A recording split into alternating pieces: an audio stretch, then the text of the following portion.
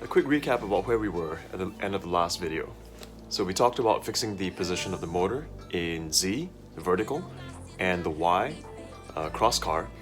And we said, okay, so we're gonna have to mock up where the shafts are so that we can figure out where the motor is in X. So what I've done now is cut off the outer end of the leaf shafts and just loosely assembled them in position onto the transmission. So this is the inner part of leaf shafts, and you can kind of tell that the whole motor seems to be slightly off to the left.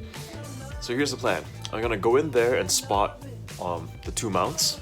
There are some holes I've already pre-drilled as part of the flat pattern. I'll drill all those holes and get some long bolts in there just to confirm whether those positions, which are symmetric, would work. So from this angle under the car, you can see those three holes. Like, if you can see the light coming through those three holes, you can tell that the center hole of the three is the one that's lined up most closely with the hole on the motor. I'm gonna drill out the center hole since that's the closest one. Okay, so this is where we're at. We've got two long bolts sticking up through the vehicle side motor mounts. So looking at this, we can use the boots of the CV joints as a reference. This distance is about 60 millimeters. On this side, the distance is 95. I guess that was a hasty assumption on my part. So what I'm gonna have to do is to offset that mount, well, as much as I can, maybe 10, only 10 to that side, and also the same with that side. A good amount of time has passed between the last scene and this one, but this is where we're at. Under the car, looking at the left side or driver's side shaft. If you look forward at that point, you see the motor mount, and it's been fully welded up, primed, and now has the holes that are offset 8 millimeters to the right side of the car. Also, if you take a peek down here, I've got the damping pucks fully bolted in.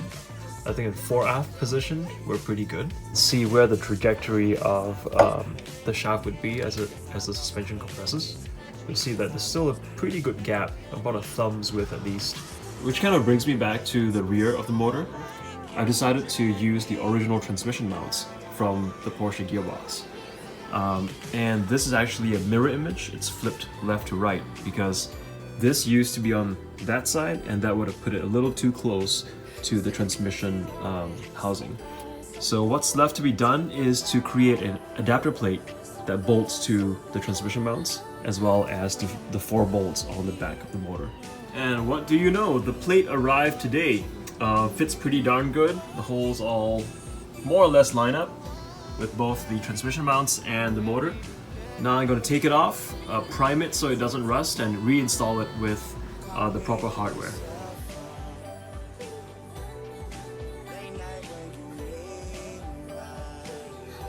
Alright, so the rear mount plate is in, and we're just gonna recap from under the car what we've done. We've got the front mounts, which are joined by a crossbeam, and the 2 wings, if you will, of the front motor mounts sit on those. And then on the back, you've got the 4 bolts for the original mount. The mount has been taken off, and those 4 bolts are going directly into this plate here. And turning around, the plate is mounted to the subframe by the original transmission mounts. And one thing to note, all the mounts are damped, which is one reason why I wanted to reuse these transmission mounts.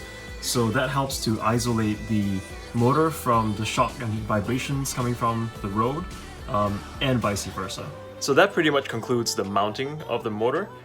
This is not the final install because the transmission has to be cleaned out. One thing I'll be keeping an eye on is, does the assembly process actually make sense? Right now, the way I've designed this, the front mounts can be bolted to the subframe first, and then the motor goes in, and then the rear plate goes in. So far so good, that makes sense, but I'm gonna have to see how that plays, if that plays nicely with how the battery box goes in, or even how the shafts have to go in.